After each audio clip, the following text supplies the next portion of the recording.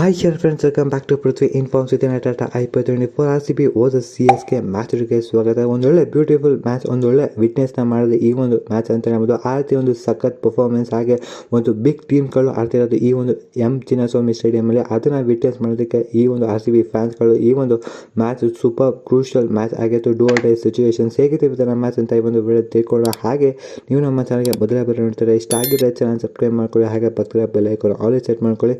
ಬನ್ನಿ ಅದರೊಳಗೆ ಶುರು ಮಾಡೋಣ. ಮೊದಲಿಗೆ RCB ಟೀಮ್ ಬ್ಯಾಟಿಂಗ್ ಕೂಡ ತುಂಬಾ ಸಖತ್ತಾಗಿ ಚೆನ್ನಾಗಿ ಸ್ಟಾರ್ಟ್ ಸಿಕ್ತು. ಒಂದೊಳ್ಳೆ ಓಪನಿಂಗ್ ಪ್ಲೇಯರ್ ಯಾವತ್ತೂ ಕ್ಲಿಕ್ ಆಗ್ತಿದ್ದಾರೆ ನಮ್ಮ RCB ಟೀಮಲ್ಲಿ, ಅದು ಒಂಥರ ಗುಡ್ ನ್ಯೂಸ್ ಅಂತ ಹೇಳ್ಬೋದು. ಆ ರೀತಿ ಒಂದು ಒಳ್ಳೆ ಕ್ಲಾಸಿಕಲ್ ಪರ್ಫಾರ್ಮೆನ್ಸ್ ಬಂದು ವಿರಾಟ್ ಕೊಹ್ಲಿ ಕೂಡ ತುಂಬಾ ಸಖತ್ತಾಗಿ ಪರ್ಫಾರ್ಮ್ ಮಾಡಿದ್ರು.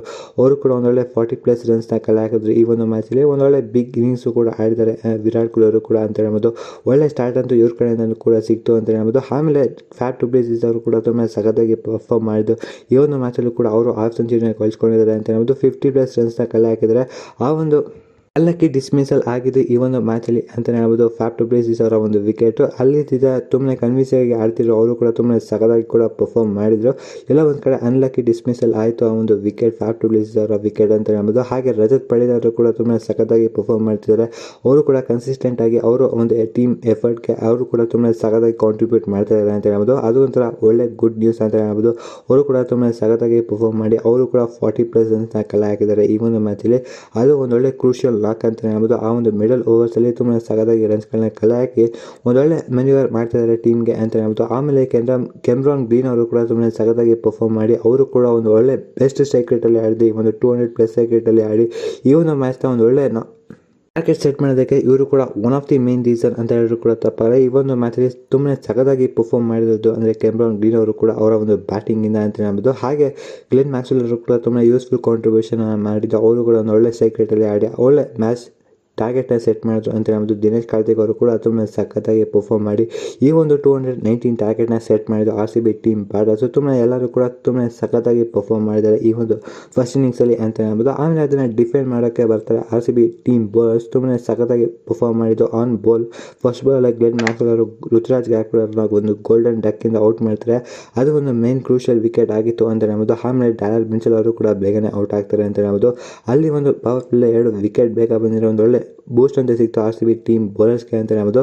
ಆಮೇಲೆ ಒಂದು ಒಳ್ಳೆ ಸ್ಟ್ರೈಕ್ ರೇಟ್ ಸ್ಟಾರ್ಟ್ ಆಗಿದ್ರು ರಚಿನ್ ರವೀಂದ್ರ ಅವರು ಹಾಗೆ ಅಜಿಂಕ್ಯ ರಹಾನೆ ಅವರು ಕೂಡ ಒಂದು ಒಳ್ಳೆ ಪಾರ್ಟ್ನರ್ಶಿಪ್ನ ಬಿಲ್ಡ್ ಮಾಡಿದ್ರು ಅಂತ ಹೇಳ್ಬೋದು.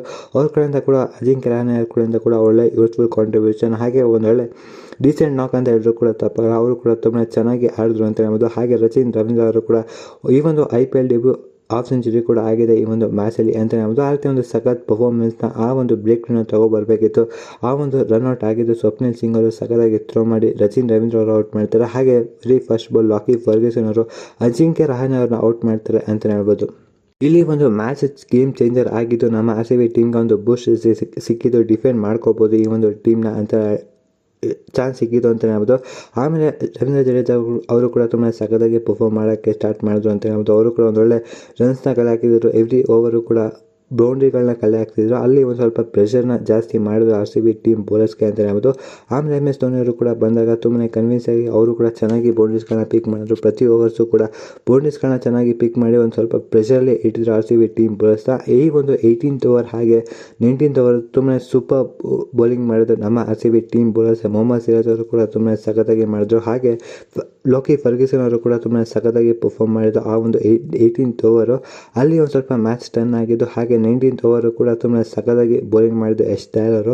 ಅಲ್ಲಿ ಒಂದು ಮ್ಯಾಚ್ ವಿನಿಂಗ್ ಹಾಗೆ ಮ್ಯಾಚ್ ಆಗಿದ್ದು ನಮ್ಮ RCB ತಂಡಕ್ಕೆ. ಆ ಒಂದು 19th ಓವರು ಕ್ರೂಷಿಯಲ್ ಓವರು ನಮ್ಮ RCB ತಂಡ ಯಶ್ ದಯಾಲ್ ಅವರು ಕೂಡ ತುಂಬ ಸಖತ್ತಾಗಿ ಪರ್ಫಾರ್ಮ್ ಮಾಡಿ ಆ ಒಂದು ಮ್ಯಾಚ್ನ ಗೆಲ್ಸದಲ್ಲೇ ಪ್ಲೇ ಆಫ್ಗೂ ಕೂಡ ಕರ್ಕೊಂಡು ಹೋಗಿದ್ದಾರೆ ಈ ಒಂದು RCB ಟೀಮ್ನ ಅಂತ ಹೇಳ್ಬೋದು. RCB ಟೀಮ್ ಅವರು ಕೂಡ ಈ ಒಂದು ಪ್ಲೇ ಆಫ್ಗೆ ಜಾಯ್ನ್ ಆಗಿದ್ದಾರೆ. 4 ಟೀಮ್ಸು ಕ್ವಾಲಿಫೈ ಆಗಿದೆ ಅಂತ ಹೇಳ್ಬೋದು ಈ ಒಂದು IPL 2024ಗೆ ಅಂತ ಹೇಳ್ಬೋದು. ಇದಿಷ್ಟು ಇವತ್ತಿನ ಒಂದು ವಿಡಿಯೋ ಆಗಿತ್ತು. ನಿಮಗೆ ವಿಡಿಯೋ ಇಷ್ಟ ಆಗಿದ್ರೆ ಲೈಕ್, ಶೇರ್ ಆ್ಯಂಡ್ ಸಬ್ಸ್ಕ್ರೈಬ್ ಮಾಡ್ಕೊಳ್ಳಿ. Thanks for the watching.